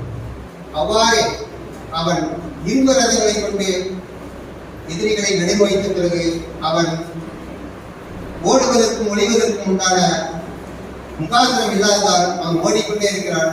அவன் ஓடிக்கொண்டே இருப்பதற்கு இன்னொரு காரணம் உண்டு. பராக்கிரமிடத்திலிருந்து தப்பித்துக் கொள்வதற்காக அவன் ஓடிக்கொண்டே இருக்கிறான். ஓடிக்கொண்டு இருக்கும் பொழுதுதான் யாகே கூடாரம் அவனுக்கு தென்படுகிறது. அந்த யாகேனுடைய கூடாரத்திற்குள்ளே அவன் நுழைகிறான். ஆகையில் அவனை அழைத்து அவனை ஒரு ஜமக்காலத்தினால் போட்டு மூடிக்கொண்டிருக்கிறான். மூடிக்கொண்டு கொண்டிருந்து அவனுக்கு தாகம் ஏற்படுகிறது. யாருக்கு? சிசேராவுக்கு தாகம் ஏற்படுகிறது. அந்த தாகத்தை நிமித்தம் அவன் தண்ணீரை கொடுக்கிறான். அந்த தண்ணீரை அவன் வாங்கி குடிக்கிறான். குடித்த பிறகு என்ன சும்மா படி ஜமக்காலத்திலே போட்டு மூடி அந்த கூடாரத்தில் அடிக்கக்கூடிய அந்த ஆணியினாலே அவனை போட்டு நெத்தியிலே போட்டு அடிக்கிறான். அப்பொழுது அவன் உயிர் பிழைத்துக் கொள்ள வேண்டும் என்ற தாகத்தோடு வந்தவன் அங்கே அவன் உயிர் பிழைக்கவில்லை. அவன் அங்கே மரித்து போகிறான். அவனுடைய தாகம் அங்கே நிறைவேறவில்லை என்று இந்த வசனத்தின் மூலமாக நாம் பார்க்கிறோம். காரணம் என்ன? அவன் இஸ்ரவேல் மக்களை 20 ஆண்டுகள் ஒதுக்கினான். அதனால் கர்த்தர் சிசேராவை ஒரு ஸ்திரீயின் கையிலே ஒப்புக் கொடுத்து அவனுடைய கதையை முடித்தார் என்று நாம் பார்க்கிறோம். அடுத்தபடியாக நியாயாதிபதிகள் 15-18 நாம் பார்ப்போம் என்றால், அவன் மிகவும் தாகமடைந்து கர்த்தரை நோக்கி கூப்பிட்டு, தேவரீர் உமது அடியேன் கையினால் இந்த பெரிய ரட்சிப்பை கட்டளையிட்டிருக்க இப்பொழுது நான் தாகத்தினால் செத்து விருத்த சேதனம் இல்லாதவர்கள் கையிலே விழ வேண்டுமோ என்றான். அவன் சிம்சோன் ஒரு கழுதையினுடைய தாடை இளமை கொண்டு 1000 பெலிஸ்தியர்களை கொன்று போட்டான் என்று பார்க்கிறோம். அந்த கொன்று போட்டத்தின் அந்த அழைப்பை நிமித்தம் அவனுக்கு தாகம் அடைந்தவனாய் கர்த்தரை நோக்கி போட்டுறாரு. என்னாலே அடியே கையிலே இவ்வளவு பெரிய ரட்சிப்பை கட்டளையிட்டு இருக்க நான் இப்பொழுது தாகத்தினால் செத்து விருத்த சேதனம் இல்லாதவருடைய கையிலே விழ வேண்டுமா அப்படி என்று அவர் இயேசுவை நோக்கி அங்கலாய்க்கிறார். அப்பொழுதுதான் இயேசு அவனுடைய ஒரு தேவிக்குள்ளே பள்ளத்தாக்கில் இருந்தாக கிடைக்கிறார். பள்ளத்தாக்கில் இருந்து நீர் வெளியேற்றப்படுகிறது. வெளியேறிய நீரை உண்டு குடித்து அவர் இந்த உயிர் வாழ்கிறார் என்று இந்த வசனத்தின் மூலமாக நமக்கு தெளிவுபடுத்துகிறது. மூன்றாவதான ஒரு பராக்கிரமசாலியை நாம் பார்ப்போம் என்றால் 2 சாமுவேல் 23:15. தாவீது பெத்லகேமின் ஒளிமுக வாசலில் இருக்கிற கிணற்றின் தண்ணீரின் மேல் ஆவல் கொண்டு என் தாகத்துக்கு கொஞ்சம் தண்ணீர் கொண்டு வருகிறவர் யார் என்றான். இங்கே நாம் தாவீது ராஜா, அந்த தாவீதுடைய படைகளிலே அவரே ஒரு பராக்கிரமசாலி, ஒரு பெரிய படைத்தலைவன். அந்த படைத்தலைவர்கள் அவருக்கு உதவியாக 3 பராக்கிரமசாலி, 3 பலசாலிகள் இருந்தாங்க. அந்த 3 பேருக்கும் கர்த்தர் இந்த இடத்துல ஒரு பெரிய கட்டளை இட்டுகிறார். இங்கே தாவீது ஒரு பாதுகாப்பான ஒரு இடத்துல இருக்கிறான். அவனுக்கு அப்பொழுது முதலையும் இந்த அந்த ஒளிமுக வாசல்களை இருக்கக்கூடிய அந்த கிணற்றில் தண்ணீர் மீது அவன் ஆசை கொண்டு அவன் தாகம் அடைகிறான்.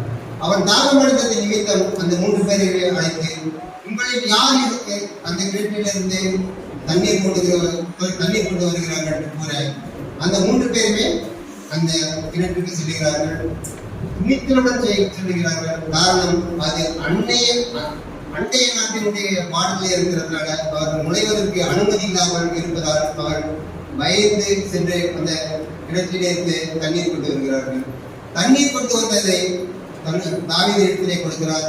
தாவீது தண்ணீரை வாங்குகிறார். வாங்கிய தண்ணீரை அவர் குடிக்கவில்லை. அவர் கர்த்தருக்கென்று கீழே ஊற்றி விட்டார் என்று நாம் பார்க்கிறோம். ஏன் மனசில் அவர் குடிக்கிறதுக்கு ஏன் மனசில்?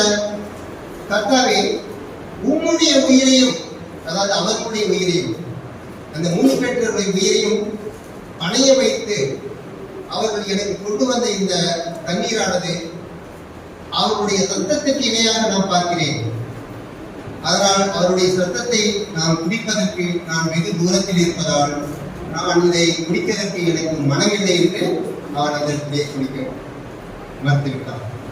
இப்போ நாம் ஒரு 3 பராக்கிரமசாலிகள் எவ்வாறு சரீர பிரகாரமான தாகம் ஏற்பட்டு எவ்வாறு அவர்கள் கணக்களித்தார்கள் என்று நாம் பார்த்தோம். சிசேரா தண்ணீர் கேட்டு தண்ணீர் குடித்து அவன் என்ன சொல்றான்? அவனுடைய தாகம் நேரம் அவன் கொல்லப்பட்டு விட்டான். அடுத்தது சிம்சோன் தண்ணீரை குடித்தான், உயிரை பிழைத்தான். தாவீது தண்ணீர் கிடைத்தோ குடிக்கவில்லை, அவன் கீழே போட்டு ஊற்றிவிட்டான் என்று இந்த வசனம் நமக்கு தெளிவுபடுகிறது. இதே போட்டுதான் ஆண்டவர் இயேசு கிறிஸ்து சரீர பிரகாரமான தாகத்தை இங்கு அடைந்து கொண்டிருக்கிறார். காரணம், அவர் மனித பூமிக்கு வரும்பொழுது மனித ரூபமாகத்தான் வந்தார். அதனால் அவர் மனித சரீர பிரகாரமான தாகத்தை அவர் அடைந்தார் என்று பார்க்கிறோம். ஏன்னா எபிரேயர் 2:14 பார்த்தோம் என்றால், ஆதலால் பிள்ளைகள் மாம்சத்தையும் இரத்தத்தையும் உடையவர்களாய் இருக்க அவரும் அவர்களைப் போல மாம்சத்தையும் இரத்தத்தையும் உடையவரானார். இதுல பார்க்கும்போது என்னது? அவர் தெய்வ குறைவிலிருந்து மனித குறைவுக்கு வந்ததுனால அவர் இந்த சரீர பிரகார தாகத்தை அவர் அனுபவிக்க வேண்டிய ஒரு சூழ்நிலை ஏற்பட்டது. அதை நீங்க பிலிப்பியர் 2:6 நீங்க பாத்தீங்கன்னா படிக்கட்டார் டைம் இருந்து அது என்ன பண்றாருன்னா, அவர் தேவனுடைய ரூபமாய் இருந்தும் ஆனால் நம்மை வெறுமையாக்கி கொண்டு மனிதனுடைய சாயலை வந்தார். அப்போ இவ்வாறு அவர் மனிதனுடைய சாயலை வந்த தேவனுக்கு தாகம் ஏற்படாதா என்று நாம் உண்மையிலே சிந்திக்கிறோம். ஏன்னா மனித சாயல தான் இருந்தாங்க. ஐயா அவர்கள் ஆந்திராவுக்கு சென்று தங்களுடைய ஒரு காரியத்தை சொன்னாரு, எனக்கு ஒரு தாகம் இருக்கிறது. என்ன தாகம்? நான் இந்த ஆண்டு ஒரு ஆலயத்தை கட்ட வேண்டும், ஒரு ஆலயத்தை நிறுவ வேண்டும் அப்படின்னு ஐயாவுக்கு ஒரு தாகம் இருந்தது. டாக்டருக்கு என்ன தாகம்? மேனேஜிங் பிரசிடென்ட் ஆலயம் நிறைய விசுவாசிகள் அழிய வேண்டும் என்று மேனேஜிங் ட்ரஸ்டுடைய தாகம். நம்முடைய பொருளாதார தாகம் என்னவாக இருக்கும்? எப்படி இருந்தாலும் நாம் 10 லட்சத்தை கடக்க வேண்டும், 10 லட்சத்தை கடந்து ஆலயத்தை விஸ்தரிக்க வேண்டும் என்று பொருளாதார தாகம் இருக்கிறது. நம்முடைய தாகம் விஸ்தரிக்கப்பட்ட ஆலயத்தில் அமர்ந்து மேன்மேலும் நாம் ஆசீர்வாதங்களை பெற வேண்டும் என்று நமக்கு ஒரு தாகம் இருக்கிறது இல்லையா? ஆனா எனக்கு ஒரு தாகம் இருந்துச்சு. ஐயா பிரிச்சு கொடுக்கும்போது இன்னைக்கு உட்காந்து பிரிச்சு கொடுக்கும்போது எனக்கு ஒரு தாகம் இருந்தது. என்ன தாகம் என்றால், ஏன் இந்த வார்த்தையை எடுத்துட்டேன்? முன்னாள் 2 பேர் பேசிடுவேன், பின்னால் 2 பேர் பேசிடுவேன், அதுக்குள்ள நம்மளுடைய படப்படப்பெல்லாம் போயிருவேன் அப்படின்ட்டு அந்த தாகம் எனக்கு இருந்தது. நான் இந்த வார்த்தை எனக்கு வெளிப்பட்ட ஒரு வார்த்தையை நான் ஒரு தேர்ந்தெடுத்துட்டேன். அப்போ அந்த மாதிரி தாகம் இல்லாமல் இருக்க முடியாது. இப்போ வேதம் தாகத்தை குறித்து வேதம் நம்ம கிட்ட என்ன எதிர்பார்க்கிறது? வாசிப்போம். 1 யோவான் 2:6. அவருக்குள் நிலைத்திருக்கிறது என்று சொல்லுகிறவன் அவர் நடந்தபடியே தானும் நடக்க வேண்டும். நாம் எப்படி நடக்க வேண்டும், எப்படி செயல்பட வேண்டும், எவ்வாறு இருக்க வேண்டும் என்று இந்த வசனம் நமக்கு தெளிவுபட உணர்த்துகிறது. ஆக நாம் தாவீதுடைய நோக்கமே மனித குலம் முழுவதும் ரட்சிப்படைய வேண்டும், உலகம் தேவ ராஜ்யமாக மாற வேண்டும். ஆத்மதாக தீர வேண்டும் என்றால் நாம் பாவத்திலிருந்தே விடுபட வேண்டும். சரீரதாகம் தீர வேண்டும் என்றால் நாம் தண்ணீரை சேமிக்க வேண்டும், தண்ணீரை சிக்கனமாக பயன்படுத்த வேண்டும் என்று இவ்வாறு நாம் தேசனுடைய தாகத்தை தீர்ப்போம் என்று கூறி வாய்ப்பு கூறி விடைபெறுகிறேன். நன்றி, வணக்கம்.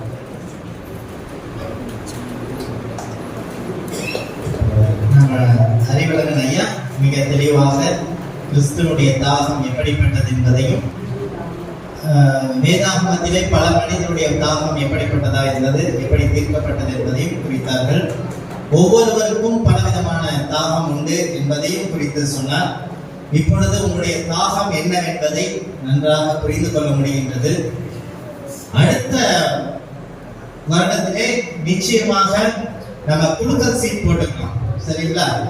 எல்லாரும் எல்லா வார்த்தைகளையும் ப்ரிப்பேர் பண்ணிட்டு வரணும். இங்க எந்த நம்பர் வருதோ அதை பேசணும், சரிங்களா? ஏன்னா நல்ல ப்ரிப்பரேஷன் பண்ணிடுறாங்க. ரொம்ப நல்ல ஒரு காரியம், உண்மையாவே ரொம்ப சந்தோஷமான விஷயம். ஏன்னா கட்டுக்கதைகளோ தமாசுகளோ வேடிக்கைகளோ இல்லாம வேத வசனங்களை இம்மட்டமாக தியானித்துக் கொண்டிருப்பது தேவனுடைய பெரிதான சாக்கியம். இதுதான் ஆவிக்குரிய ஆசீர்வாதத்துடைய மேன்மையான ஒரு ஆசீர்வாதம். இப்பொழுதும் நாம் 6வது வார்த்தையை நம்ம மத்தியுடைய போதகர், திருச்சபையின் போதகர் அவர்கள் 6 வார்த்தைகளையும் எல்லாம் முடிந்தது என்ற வார்த்தைகளையும், பிதாவே உடைய கரங்களிலே என்னுடைய ஆவியை ஒப்படைக்கின்றேன் என்ற வார்த்தைகளையும் நம் மத்தியிலே வந்து பேச இருக்கின்றார்கள். அவர்கள் எப்பேற்பட்ட சூழ்நிலையா இருந்தாலும், நேரம் எப்படியா இருந்தாலும் எல்லாவற்றையும் மேனேஜ் பண்ணி சரியாக கொண்டு போகின்ற ஒரு போதகர். எனவே அவர் நம் மத்தியிலே பேச இருக்கின்றார். ஆண்டவரும் இரட்சகருமாகிய இயேசு கிறிஸ்துவின் நாமத்தினாலே இந்த புனித வெள்ளி நன்னாளின் வாழ்த்துக்களை உங்கள் அனைவருக்கும் தெரிவித்துக் கொள்கின்றேன். ஆண்டவராகிய இயேசு கிறிஸ்து தன்னுடைய சிலுவை பாடு மரணத்தின் தருவாயில பேசின இந்த 7 வார்த்தைகளை நாம் இப்பொழுது தியானித்து வந்துட்டிருக்கிறோம். இப்பொழுது கடைசியாக அவர் பேசிய 2 வார்த்தைகளையும் சேர்த்து ஒரே ஒரு புஸ்தகமாக உங்கள் மத்தியிலே நான் பேச ஆசைப்படுகின்றேன். எல்லோருக்கும் இந்த வார்த்தை 6வது வார்த்தை வந்துவிட்டாலே ஒரு புத்துணர்ச்சி வந்துவிடும். எப்பொழுது ஆகாரம் இன்னும் கொஞ்ச நேரம் தான், அது எப்படியாவது நம்ம வெளியே போயிடலாம் என்கின்ற ஒரு பெரிதான சந்தோஷம் அவங்களுக்காக காணப்படும். இருந்தாலும் கூட தேவனுடைய வார்த்தையை நாம் கேட்பதற்கு ஆர்வம் உள்ள பிள்ளைகளாக நாம் காணப்படுவது மிகுந்த ஒரு நன்றான காரியமாக காணப்படுகின்றது. நாம தேவனுடைய அந்த 7 வார்த்தையின் இறுதி 2 வார்த்தைகளை தியானிப்பதற்கு முன்பதாக ஒரு காரியத்தை நம்ம முதல்ல நினைவு கூற வேண்டும். நான் காலை தினத்துல எழுந்த உடனே என்னுடைய கல்லூரியில் பயின்ற வேளாண்மை கல்லூரியில் கொடுத்த ஒரு சகோதரர் அவர்களுக்கு நான் இந்த மாதிரி ஹாப்பி குட் ஃப்ரைடே என்று சொல்லி நான் வாட்ஸ்அப் பக்கத்துல வாழ்த்துக்களை தெரிவித்தேன். அவர் என்ன அதற்கு பதிலை கூறினார் என்று சொன்னா, இது ஹாப்பி குட் ஃப்ரைடே கிடையாது, இது இயேசு சிலுவையில அடைந்த தினம், இது ரொம்ப ஒரு சோகமான நாள், இந்த நாளை நாம சந்தோஷப்படக்கூடாது, மௌனமாக இருக்கணும், வருத்தத்தோட காணப்படணும் என்று சொல்லி அவர் சொன்னார். நான் அவருக்கு பதில சொன்னேன், ஏன் நாம சோகமா காணப்படணும்? ஒருவேளை கிறிஸ்துவினுடைய பாடு மரணம் இல்லை என்று சொன்னால் உங்களுக்கும் எனக்கும் பாவ மன்னிப்பு என்பது கிடைக்காமலே போயிருக்கும். அப்ப பாவ மன்னிப்பு நமக்கு கிடைக்கல அப்படின்னு சொன்னா ரட்சிப்பு என்கின்ற ஒரு காரியம் நமக்கு இல்லாமல் போயிருந்தோம். அப்போ ஒவ்வொரு கிறிஸ்தவருக்கும் இதை நன்கு புரிந்து கொள்ள வேண்டும். தேவனாகிய கிறிஸ்துவனுடைய பாடு மரணம் இல்லை என்று சொன்னால் நமக்கு பாவ விமோசனம் என்பது கிடைக்காது. பாவ மன்னிப்பு நமக்கு கிடைக்கல என்று சொன்னால் நமக்கு ரட்சிப்பு என்கின்ற ஒரு காரியம் கிடைக்காமல் போய்விடும். எனவே இன்னும் நிறைய கிறிஸ்தவர்கள் போதகர்களுமே இப்படிப்பட்ட ஒரு அறியாமையில் வாழ்ந்து கொண்டிருக்கின்றார்கள். அதனாலதான் அவர்கள் சொன்னார்கள், இது நாம் துப்பித்து சோகமாக இருக்கின்ற தருணம் கிடையாது, இது நம் மன மகிழ்ச்சியோடு சந்தோஷத்தோடு களி கூறுகின்ற தருணம். ஏனென்று சொன்னால் இரட்சகராகிய கிறிஸ்து நமக்காக சிலுவையில் ஜீவனை கொடுத்திருக்கின்ற தருணம். இது நமக்கு ஒரு பாக்கியமும் சாக்கியமான ஒரு தருணம். இந்த நேரத்தில் நம்ம மிகவும் சந்தோஷ நிலைமையோடு காணப்படுறோம். ஒரு அருளை சொல்லலாங்களா? இப்போ நாம ஆண்டவராகிய இயேசு கிறிஸ்துவின் சிலுவை பாடு மரணத்தில் முடிந்த 6வது வார்த்தையாக காணப்படுகின்ற முடிந்தது, எல்லாம் முடிந்தது என்று சொல்லி அவர் தன்னுடைய 6வது வார்த்தையை அவர் பேசினார். அந்த வார்த்தையை நாம் தியானிப்பதற்கு முன்பதாக வாசிக்கலாம். லேவியராகமம் புத்தகத்துல 1ஆம் அதிகாரம் வசனம் 4 to 9 உள்ள வசனங்களை ஒருவர் வாசிக்கிறோம்.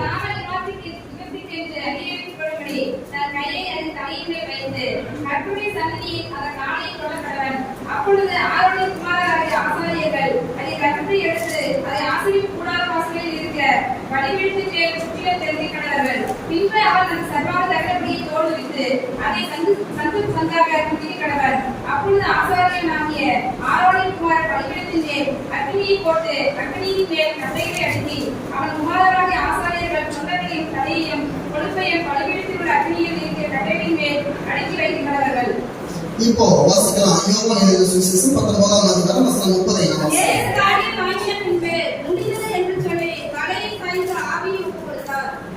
இப்போ நான் வாசிக்க கேட்ட இந்த லேவியராகம புத்தகத்துல சொல்லப்பட்டுள்ள காரியமும் இப்ப யோவான் சுவிசேஷத்துல 19ஆம் அதிகாரம் வசனம் 30 சொல்லப்பட்ட ஒரு காரியமும் ஒன்றான ஒரு காரியம்.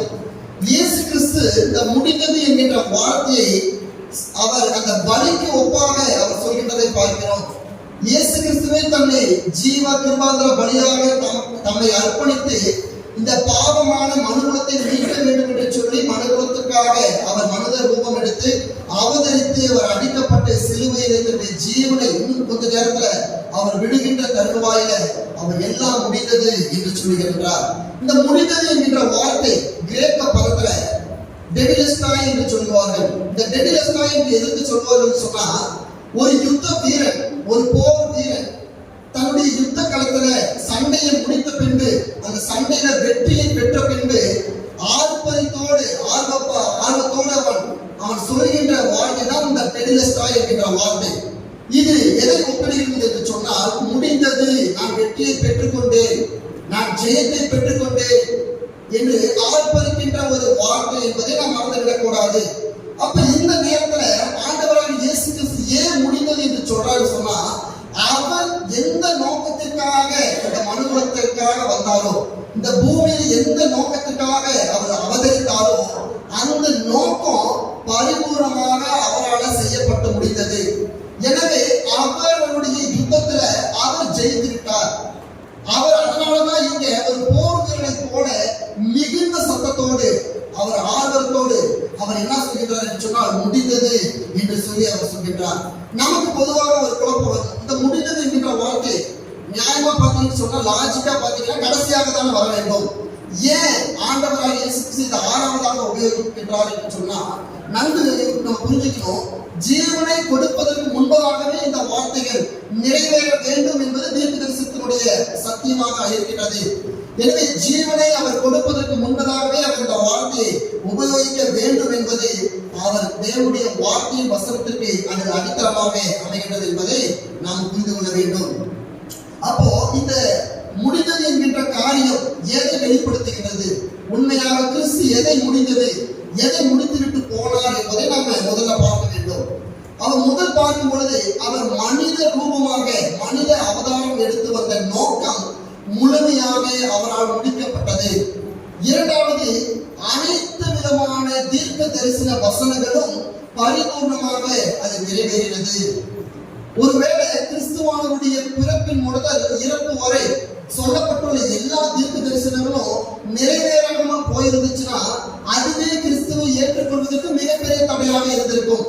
பரிசேயர்களும் சதுசேயர்களும் இதை ஒரு பெரிய ஒரு தடையாக ஒரு பிரச்சனையாக அவர்கள் எழுப்பியிருக்க முடியும். ஆனால் கிறிஸ்துவை குறித்து அவருடைய பிறப்பிற்கு முன்பதாகவே 600 ஆண்டுகளுக்கு முன்பதாகவே சொல்லப்பட்டுள்ள மோசே முதல் கொண்டு அனைத்து தீர்க்கதரிசிகளுடைய வசனங்களும் தீர்க்க தரிசனங்களும் முழுமையாக கிறிஸ்துவானவரால் அது பரிபூர்ணமாக செய்யப்பட்டது.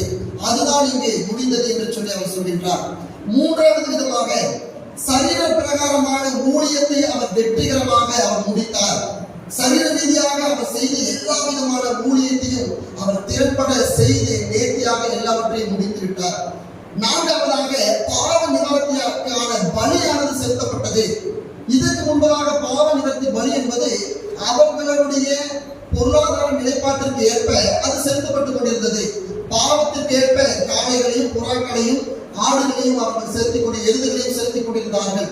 ஆனால் மொத்த அனைத்து விதமான பாவத்திற்காகவும் அவர் பாவ நிவர்த்தியான பலியானது செலுத்தப்பட்டு முடிந்தது என்பதை இந்த முடிந்தது என்கிற வார்த்தை நமக்கு நினைவுறுகிறதா இருக்கின்றது.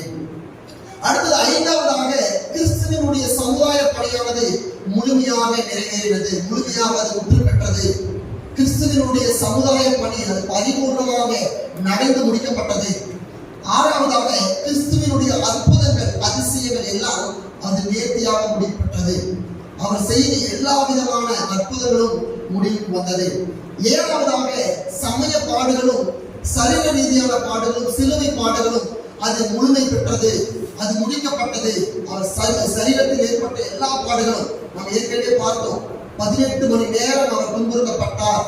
18 மணி நேரம் அவர் அடிக்கப்பட்டு தன்னுடைய சரீரத்தில் கொஞ்சம் கூட பலன் இல்லாமல் மிகுந்த ஒரு பலனற்ற ஒரு தருவாயில அவர் தொங்கிக் கொண்டிருக்கின்றார். இன்னும் கொஞ்ச நேரத்துல அவருடைய ஜீவனானது அவருடைய சரீரத்தை விட்டு போக போகின்றது. அப்படிப்பட்ட ஒரு தருவாயில அவர் முடிந்தது என்கிற வார்த்தை உபயோகிக்கிறார் என்று சொன்னால், அந்த முடிந்ததற்கு பின்பதாக அதனுடைய சரீர பாடுகளும் சிலுவை பாடுகளும் அங்கே முழுமை பெற்றது. கடைசியாக அவர் மரணத்தை முடித்து வைத்தார். கிறிஸ்துவானவர் இந்த முடிந்தது என்பதை எதன் அடிப்படையில சொன்னார் என்று சொன்னால், உலகத்தில் யாராலும் நிகழ்த்தப்பட முடியாத, உலகத்தில் மாமேதைகளால் கூட காண்பிக்கப்பட முடியாத மிகப்பெரிய ஒரு உன்னத அதிசயமான காரியம் என்னவென்று சொன்னால், தன்னுடைய மரணத்தை ஜெயிக்கின்ற ஒரு காரியம். அதை கிறிஸ்துவானவர் இங்கு நிகழ்த்தி காட்டுகின்றார். நம்ம எல்லோருக்குமே மரணமானது சமீபமாக இருக்கும். ஆனால் நாம எந்த வயதுல மரணத்தை தழுவோம், எந்த வயதுல நம்ம மரணத்தை பெற்றுக்கொள்ள போகிறோம் என்பது ஒருவராலும் கண்டுகொள்ள முடியாத ஒரு காரியம். அதே மரண தருவாயில இருந்தாலும் கூட எத்தனை மணிக்கு எத்தனை நிமிடத்துல எத்தனை நொடிக்குள்ள நம்முடைய ஜீவன் நம்முடைய ஆவி நம்முடைய சரீரத்தை விட்டு கடந்து போகும் என்பதை எவ்வளவு பெரிய மருத்துவ வல்லுநர்களாலும் அறிவாளிகளாலும் மேதைகளாலுமே உணர்ந்து கொள்ள முடியாது. ஆனா கிறிஸ்துவானவருக்குள்ள அப்படிப்பட்ட ஒரு வல்லமை இருக்கிறது. தன்னுடைய ஜீவன் தன்னுடைய சரீரத்தை விட்டு எப்ப நீங்க வேண்டும் என்பதுல அவர் மிக தெளிவாக இருக்கிறார்.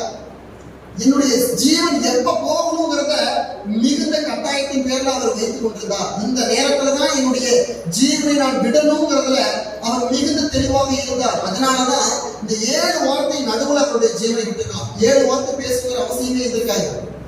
5 வார்த்தையில அவருடைய ஜீவனை விட்டுருக்கலாம், அல்லது 3 வார்த்தையில அந்த முதல் வார்த்தையில அவருடைய ஜீவனை விட்டுருக்கலாம்.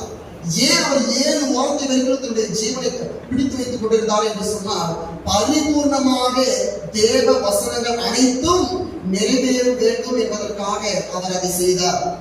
வாசிங்க 1 கொரிந்தியர் 15ஆம் அதிகாரம் வசனம் 55 ஒருவர் வாசிக்கலாம். மரணமே உன் கூர் எங்கே, பாதாளமே உன் ஜெயம் எங்கே? மரணமே உன் கூர் எங்கே, பாதாளமே உன் ஜெயம் எங்கே என்று சொல்லி நம்ம பார்க்கின்றோம். அப்போ இந்த இடத்துல இயேசு கிறிஸ்துவர் முடிந்தது என்பதை எதன் அடிப்படையில எந்த அதிகார தொழில் அவர் சொல்கின்றார் என்று சொன்னால், மரணம் என்பதை நான் ஜெயித்து விட்டேன், மரணம் என்பது எனக்கு ஒன்றுமே கிடையாது, அது மரணத்தை ஜெயித்தவன் நான் என்று சொல்லி அவர் இங்கே மிகுந்த ஆர்ப்பரிப்போடு நான் முடிந்தது என்கின்றார். மரணத்தை ஜெயித்து காட்டுகிற கிறிஸ்துவாக ஒருவரே. இந்த உலகத்தில் எத்தனையோ விதமான மனிதர்கள் மாமேதைகள் தோன்றினார்கள், எத்தனையோ விதமான புகழ்ச்சி பெற்ற மனிதர்கள் தோன்றினார்கள். யாராலையும் தன்னுடைய மரணத்திலிருந்து விடுதலை பெற முடியாது. யாரும் மறித்து உயிர் தர போகிறோங்கிறத கண்டுகொள்ள முடியாத ஒரு காரியம், அது நடக்கவே முடியாத ஒரு காரியம். ஆனால் கிறிஸ்து ஒருவரால் மட்டுமே மரணத்தை ஜெயிக்கின்ற வல்லமையானது பெறப்பட்டது, அது நிகழ்த்தப்பட்டது என்பதை நான் புரிந்து கொள்ள முடிகின்றது. இரண்டாவதாக வாசிக்கலாம் 2 தீமோத்தேயு புத்தகம் 4ஆம் அதிகாரம் வசனம் 7 இலிருந்து 8 உள்ள வசனம். 2 தீமோத்தேயு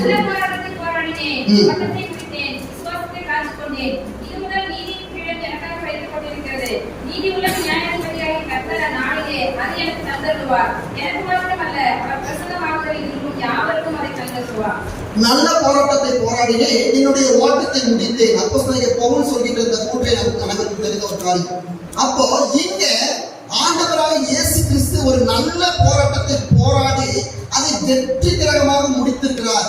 அதனாலதான் அந்த வார்த்தையை அவர் உபயோகிக்கின்றார். முடிந்தது என்பதற்கு பின்னாடி நான் நல்ல போராட்டத்தை போராடி இப்பொழுது ஜெயத்தோடு அந்த போராட்டத்தை நான் முடித்திருக்கிறேன், வெற்றியோடு கூடிய நான் அந்த போராட்டத்தை முடித்திருக்கிறேன், என்னுடைய வாழ்க்கையின் ஓட்டத்தை நான் வெற்றியுடன் முடித்திருக்கிறேன் என்பதற்கை வெளிப்படுத்துவதற்காகவே அந்த முடிந்தது என்கின்ற வார்த்தையை அவர் மீண்டுமாக அழுத்தமாக சத்தமாக அவர் சொல்கிறதை பார்க்கிறோம். இறுதியாக அப்போஸ்தலர் 20ஆம் அதிகாரம் 24வது வசனம்.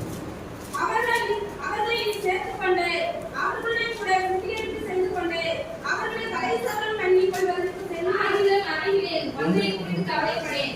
என் பிராணனை நான் அருமையாக எண்ணேன். என் ஓட்டத்தை சந்தோஷப்பட முடிக்கிறோம். தேவனுடைய கிருபையின் சுவிசேஷத்தை பிரசங்கம் பண்ணும்படிக்கு நான் கர்த்தராகிய இயேசு கிறிஸ்துவின் பெற்ற ஊழியத்தை நிறைவேற்றுமே விரும்புகிறேன். என்னுடைய ஓட்டத்தை சந்தோஷத்துடனே முடிப்பதற்காகவே. அப்போ இங்கு கிறிஸ்துவானவர் சோகத்துடனோடு தன்னுடைய ஜீவனை கொடுக்கல. அவர் சோகமாக அவருடைய ஜீவனை அவருக்கு கொடுக்க முன்வரல. அவர் மிகுந்த சந்தோஷத்தோடு களிப்போடு அவர் தன்னுடைய ஓட்டத்தை வெற்றியோடு முடித்து விட்டார். அதனாலதான் அந்த முடிந்ததுங்கிற வார்த்தைக்கு பின்னாடி ஒரு யுத்த வீரன் எப்படி ஆர்ப்பரிப்பானோ, நான் இந்த யுத்தத்தில் ஜெயத்தை பெற்றுக்கொண்டேன், இந்த யுத்தத்தில் நான் வெற்றியை பெற்றுக்கொண்டேன் என்கின்ற அந்த ஆர்ப்பரிப்பு துணியோடு இயேசு கிறிஸ்துவானவர் இங்கு சிலுவையில நான் என்னுடைய ஓட்டத்தை முடித்திருக்கிறேன், என்னுடைய எல்லா விதமான காரியத்தையும் பிதாவினுடைய சித்தத்தையும் தீர்க்க தரிசனங்களையும் நான் முழுமையாக நிறைவேற்றி எல்லாவற்றையும் நேர்த்தியாக செய்து முடித்திருக்கிறேன் என்கின்ற ஒரு மன திருப்தியோடு அவர் முடிந்தது என்கின்ற வார்த்தையை உபயோகிக்கின்றதை பார்க்கிறோம். எனக்கு அன்பான கிறிஸ்துவ சகோதர சகோதரிகளே, நமக்குள்ள இப்படிப்பட்ட ஒரு நிலைப்பாடு காணப்படுமா? நம்முடைய ஓட்டத்தை முடிக்கும் பொழுது இப்படிப்பட்ட ஒரு மன திருப்தியான ஒரு நிலைப்பாடு காணப்படுமா? நம்முடைய ஓட்டத்தை நாம் வெற்றியோடு முடித்திருக்கிறோமா அல்லது தோல்வியோடு முடித்திருக்கிறோமா? அல்லது கிறிஸ்துவை போல நல்ல போராட்டத்தை போராடினோமா? நாம் கிறிஸ்துவை போல பிதாவினுடைய சித்தத்தை பரிபூர்ணமாக செய்கின்ற பிள்ளைகளாக நம்முடைய ஓட்டத்தை நாம் ஆரம்பித்து முடித்திருக்கிறோமா என்பதில் நமக்கு மிகுந்த கவனமானது தேவைப்படுகின்றது. கடைசியாக 7வது வார்த்தையாக ஆண்டவராக இயேசு கிறிஸ்து சிலுவையில முடிந்தது 7வது வார்த்தை வாசிக்கலாம். லூக்கா 23ஆம் அதிகாரம் வசனம் 46 வாசிக்கலாம்.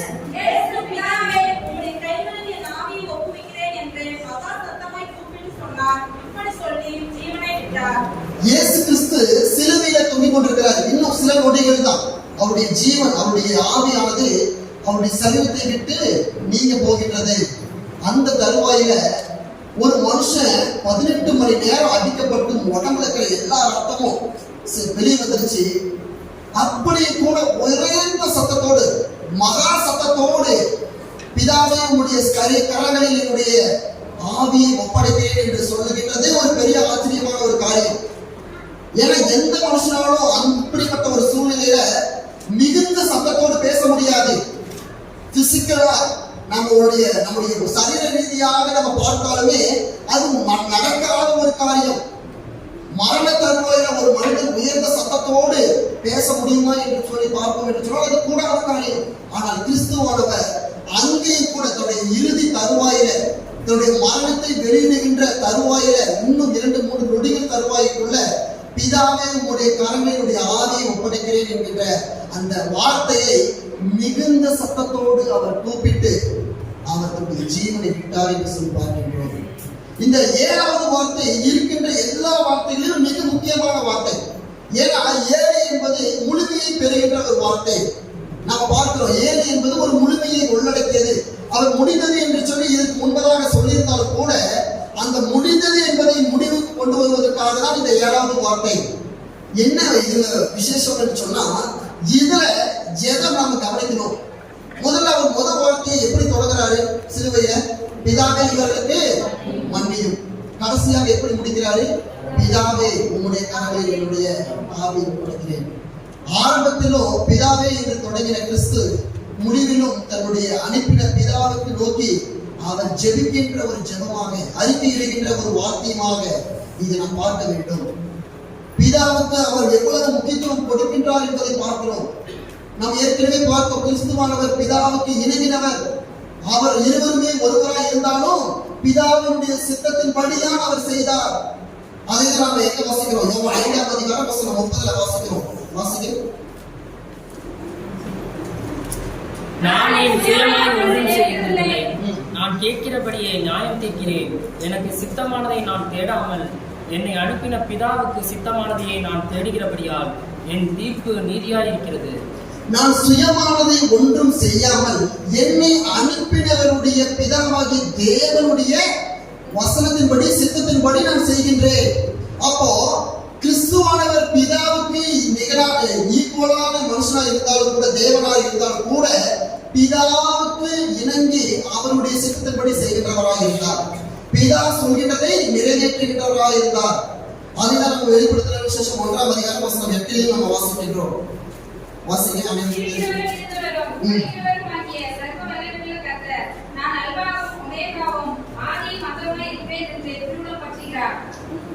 இருந்தவரும் இருக்கிறவரும் வருகிறவருமாகிய கிறிஸ்து, அல்பாவும் ஒபேகமாகிய தேவன். அப்ப பாருங்க, பிதாவும் கிறிஸ்துவும் ஒருவரே தான். ஆனாலும் கூட தன்னை அனுப்பினவருடைய சித்தத்தை செய்ய வேண்டும் என்பதில் அவர் மிகுந்த கவனம் உள்ளவராய் இருந்தார். அப்போ ஆண்டவருடைய பிள்ளைகளாகிய நாம நமக்கு தகப்பனாய் இருக்கின்ற கிறிஸ்துவுக்கு அவருடைய ஒரு சித்தத்தின்படி செய்கின்ற பிள்ளைகளாக நம்ம காணப்படுகின்றோமா? அதுல நமக்கு கவனம் இருக்கின்றதா என்பதை நாம பார்க்க வேண்டும்.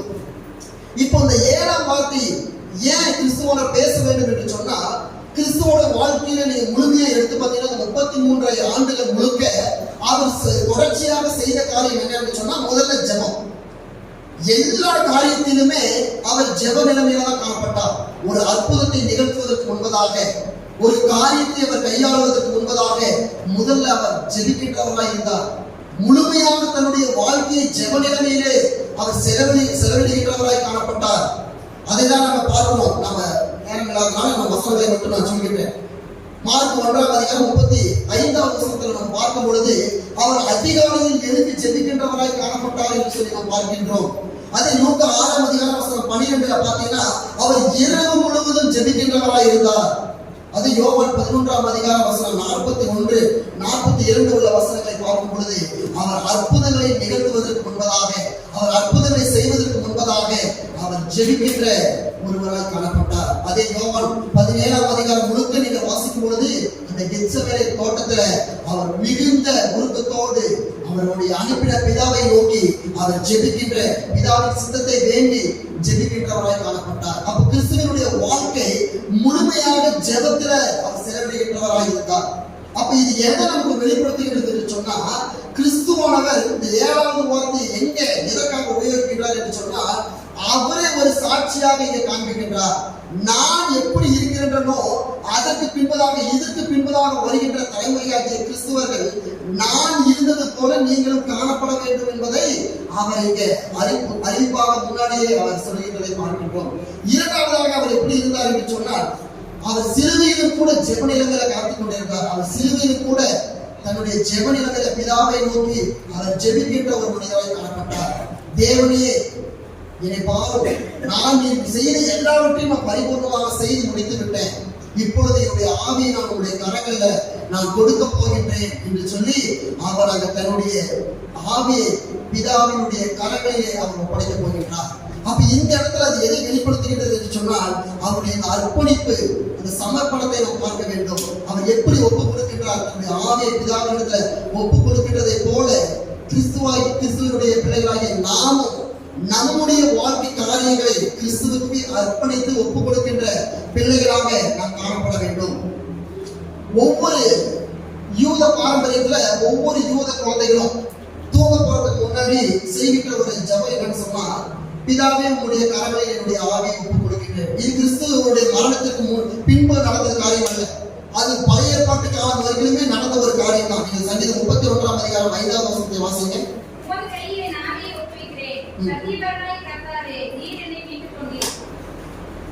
உம்முடைய கரங்களினுடைய ஆவியை ஒப்புக் கொடுக்கின்றேன், சத்தியபரனாகிய கர்த்தாவே நீர் என்னை விடுவித்திருக்கின்றேன். அப்போ இந்த ஜெபத்தை ஒவ்வொரு யூத குழந்தைகளும் தூங்க போறதுக்கு முன்னாடி அவர்கள் சொல்லிவிட்டு ஜெபித்துட்டு தான் தூங்க போவார்கள். ஏன்னா காலையில் அடுத்த நாள் காலையில் அவர்கள் எழுப்புவார்கள் என்கின்ற ஒரு நம்பிக்கை அவர்களுக்குள்ளாக இருந்தது. அப்ப இந்த வார்த்தையை 7ஆம் வார்த்தையை ஏன் கிறிஸ்துவனர் உபயோகிக்கிறார் என்று சொன்னா, அதுல மறைந்திருக்கின்ற மறைபொருள் சத்தியம் என்னன்னு சொன்னா, 3 நாட்களுக்கு பின்பாக நான் உயிரோடு ஜெபிக்க போகின்றேன், நான் மீண்டுமாக உயிரோடு எழுப்ப போகின்றேன் என்பதை அறிக்கையிடுகின்ற வண்ணமாக தான் அவர் இந்த 7வது வார்த்தையை உபயோகிக்கின்றார். நான் இப்பொழுது என்னுடைய ஆவியை ஒப்புக் கொடுக்க போகிறேன், ஆனாலும் நான் மறிக்கவில்லை, நான் மரணத்தை ஏற்றுக்கொள்ளதான் போகின்றேனே தவிர நான் மரணத்துக்குள்ளாக நான் ஆளாக்கப்படுவது கிடையாது. ஏன் என்று சொன்னால் கிறிஸ்துவானவர் இதுக்கு முன்னாடி பார்த்தோம் மரணத்தை ஜெயித்தவர். அப்போ கிறிஸ்துவானவருக்கு மரணம் என்பது கிடையாது. நான் மரணத்தை ஏற்றுக்கொள்ள போகின்றேன் 3 நாட்கள் மட்டும்தான். அந்த 3ஆம் நாளில இதே சரீரத்தோடு நான் உயிரோடு உங்கள் மத்தியிலே நான் காணப்படுவேன் என்று சொல்லி அவர் இந்த 7வது வார்த்தையை அவர் முன்கூட்டியே ஒரு அறிவிப்பாக அவர் கொடுக்கின்றார். அது மட்டுமல்லாம இயேசு கிறிஸ்து இந்த நிகழ்த்தின எல்லா வித காரியங்களுமே அவருடைய பூர்வத்துல அவர் சொல்லப்பட்டுள்ள எல்லா வசனத்தின் அடிப்படையில் அமைந்தது என்பதை நாம் மறந்துவிடக்கூடாது. அது எங்கெல்லாம் அவர் வெளிப்படுத்த வேண்டுமோ அதை நிகழ்த்த வேண்டுமோ அதை பரிபூர்ணமாக நிகழ்த்தினார். நீங்கள் சங்கீதம் 69ஆம் அதிகாரம் 21 சங்கீதம் 22ஆம் அதிகாரம் 1 பார்த்தீங்கன்னு சொன்னா, இது எல்லாமே சிலுவை பாடு மரணத்துல நிகழ்ந்து போகின்ற அந்த காரியங்களுக்கு ஒப்பாக முன்கூட்டியே தீர்க்க தரிசனமாக சொல்லப்பட்ட காரியங்கள், அது எல்லாவற்றையும் அவர் முழுமையாக நிறைவேற்றினார். அப்போ இந்த 7வது வார்த்தைக்கு பின்பாக நாம் கவனிக்க வேண்டிய காரியம், கிறிஸ்துவானவர் இந்த 7ஆம் வார்த்தையை அவர் உபயோகிக்கும் பொழுது, அவர் பேசும் பொழுது ஜெப நிலைமையில காணப்பட்டார். ஜெபிக்கின்ற ஒரு மனிதராகவே இருந்தார். ஜெபிக்கின்ற நிலையிலே அவர் சிலுவையை தொங்கிக் கொண்டிருந்தார். 2ஆவதாக அர்ப்பணிப்புள்ளவராக ஒப்படைக்கின்றவராக காணப்பட்டார். 3ஆவதாக அவர் தேவனுடைய வசனத்தை பரிபூர்ணமாக செய்து முடிக்கின்றவராகவே காணப்பட்டார். அதனாலதான் கிறிஸ்துவானவர் உயிர்த்தெழுந்த பின்பு எம்மாவூர் சீசர்களுக்கு தன்னை காண்பிக்கும் பொழுது பரிபூர்ணமான வசனங்கள் நிறைவேற வேண்டும், மனுஷகுமாரன் அடிக்கப்பட வேண்டும் என்பது நீங்கள் இன்னும் விசுவாசிக்கவில்லையா என்று சொல்லி மீண்டுமாக அந்த ஒரு கேள்வி கேட்கிறார். அந்த வசனத்தை மட்டும் வாசிங்க. லூக்கா 24ஆம் அதிகாரம் வசனம் 25 27 வசனங்கள். அப்பொழுது எங்களிலே சிலர் கல்லறை எடுத்து போய் சரி.